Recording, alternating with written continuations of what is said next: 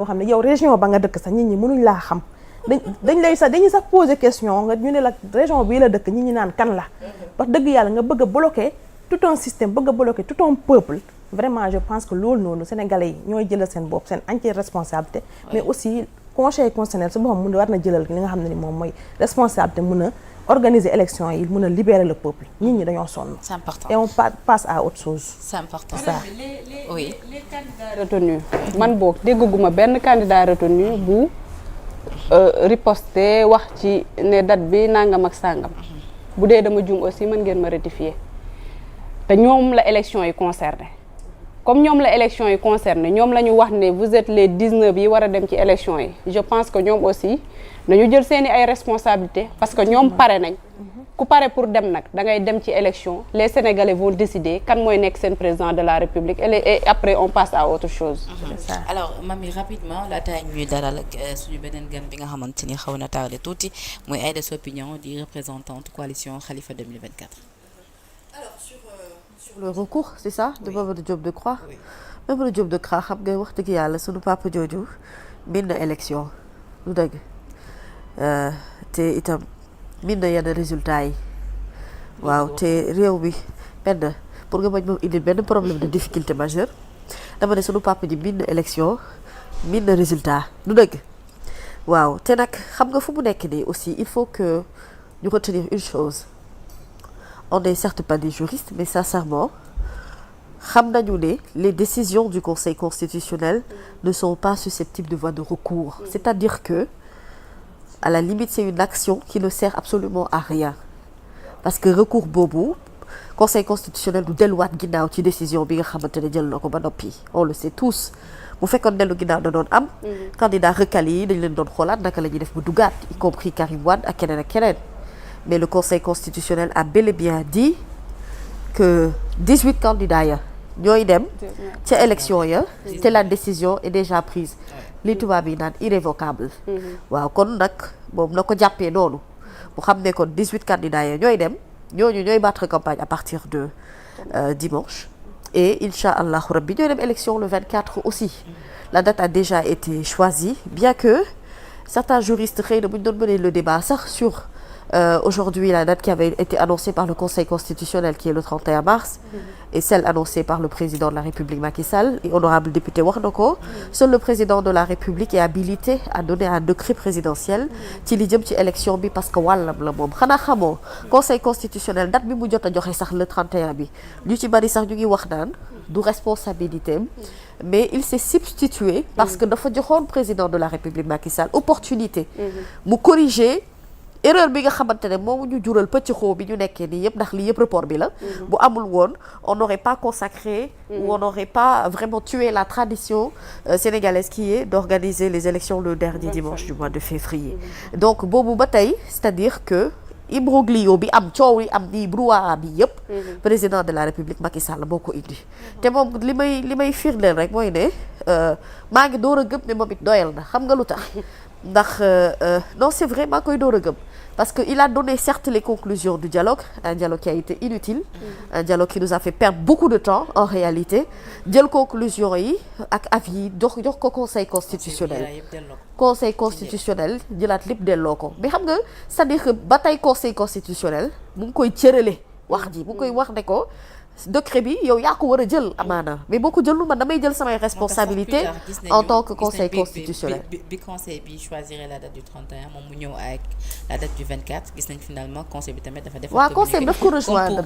te pourtant bizarrement waru ko woon sax normalement rejoindre parce qu'une fois que mu substitué pour joxe date bi conseil constitutionnel tenir date boobu la ñu ko war a organiser normalement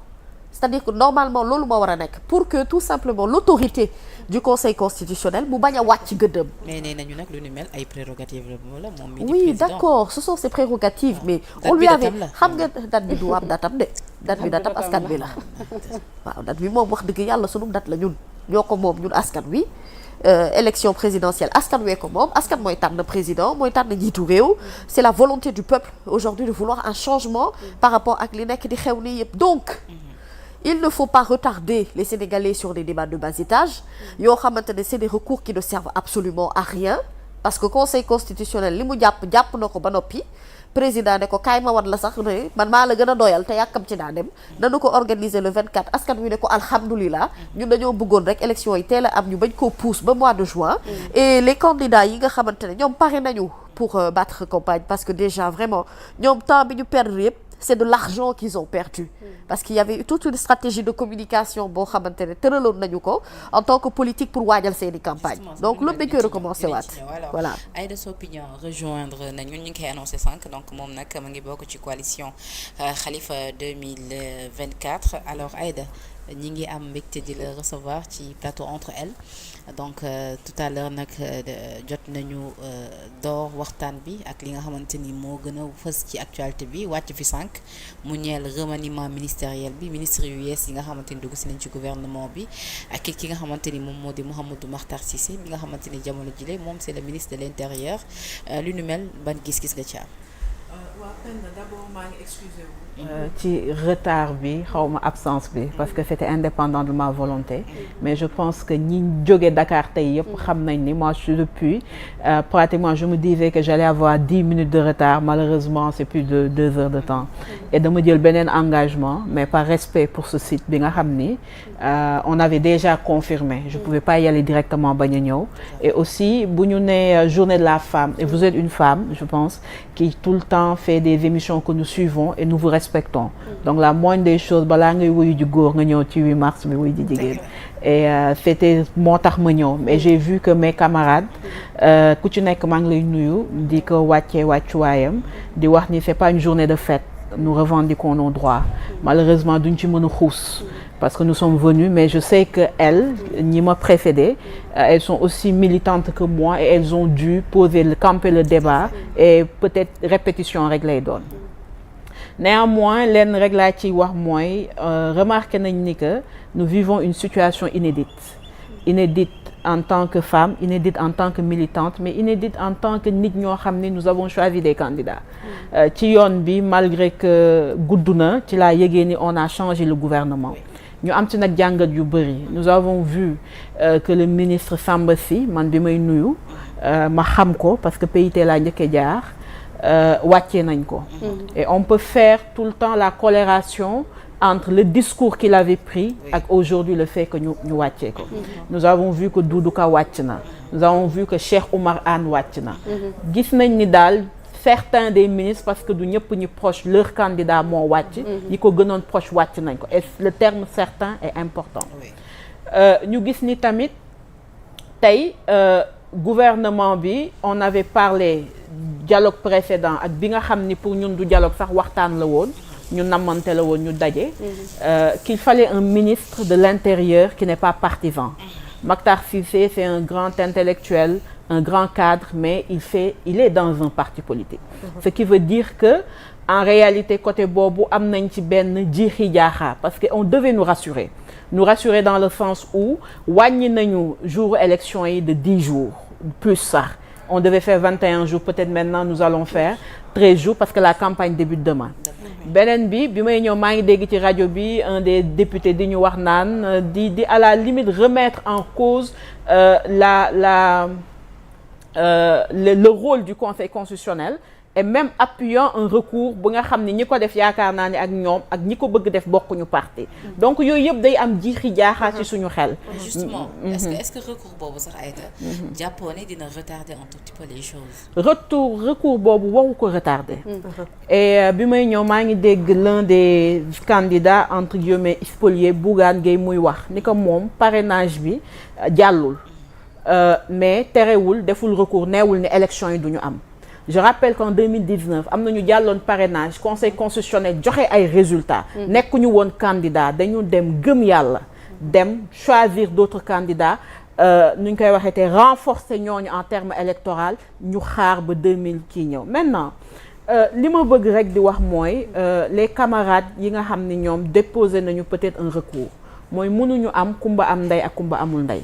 À un moment donné il faudrait que tous les Sénégalais parce que tey ñun ñoo doon joxe exemple dans la sous-région ñun lañ daan sauter fépp en termes de démocratie en termes de respect du calendrier républicain te ñun it ñoo yàgg di dem di ko bàkkoo ba yeneen peuples yi sax boo gisee dans les commentaires qu'ils ont dañu yéene saafaanu li xew donc nañu ramener mbir yi à la raison ñu xam ni tey aujourd'hui l'histoire nous regarde. mais ndax quelque part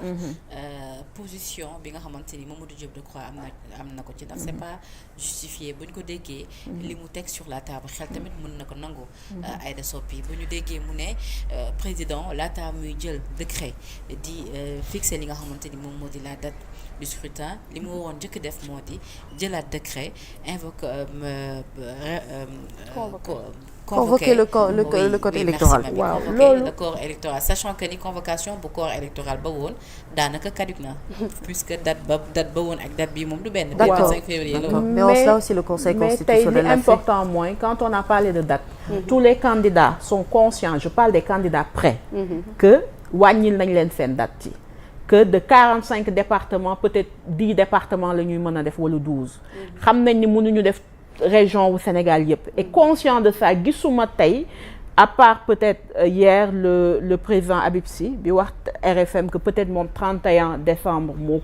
mars moo ko gënaloon mais gisuma kenn ku ne le 24 waruñu dem élection yi donc aujourd'hui les candidats yu ñu choisiroon jusqu'à présent dañ leen tuutil dañ leen di tooñ dañuy wàññi seen ay àq ak yelleef di mel ni ñoom ils ont été choisis mais ils ne devaient pas être choisis et de dire que dès l'instant où ñun ñëpp ay citoyens lañu ay des citoyennes choisir c'est éliminer nit ki tamit da ngay gëm yàlla mais nga wóolu ko. mais loolu la ñuy rumbalaat. waaw vraiment jogante bi candidat yi ciy dem nii moom du ñëpp ñoo ci am xorom et que ñi ci amul xorom daanaka ñoom la ñu sepp li leen out. ku am xorom ak ku amul xorom c'est le jour du vote que le Sénégalais dina lire programme yi dina xam ku mën a jàll parce que quand même amul kenn ku juddu koo xam ne dañu ne kii forcément moo war a nekk le président de la République jogante lay doon xëccoo lay doon c'est comme ngay dem rek athlétisme nga jël ton meilleur joueur nuñ koy waxee te athlète bu demee am nuñ koy waxee te tànk bi damm wala mu am foulure est-ce que loolu day justifier ñu ne Jeux olympiques yi dañ koy pousse parce que ñëwul ça ne justifie pas. non ñoom ñi ngi ci seen logique ndax bu ñu jëlee exemple sa candidat fii lañ ko dégg mu ne moom na bokk rek kon est-ce que du ñoom également. non waxeewu ko naa bokk rek waxeewu ko foofu on a sorti des mots dans le contexte et ça il faut tout le temps ñu koy repréciser parce que bu doon naa bokk rek mu bokkoon 2019 la gën a yomb. et pourtant bi ñu ko proposé amnistie comme ni ñu ko proposé woon le candidat Karim Wade dafa bañ donc c'est pas un argument qui tient je dis le Sénégal on a vu que bi muy jouer match lors de la Coupe d'Afrique que arbitre bi joué wul rôle am malgré que sanctionné nañu arbitre dañ ne dañuy repousser la Coupe d'Afrique amul wala dañuy rejouer match bi amul donc pour man en réalité nañu am raison garder et que ñi war a dem ñu dem donc Penda c'était les mots que je voulais dire si tu me.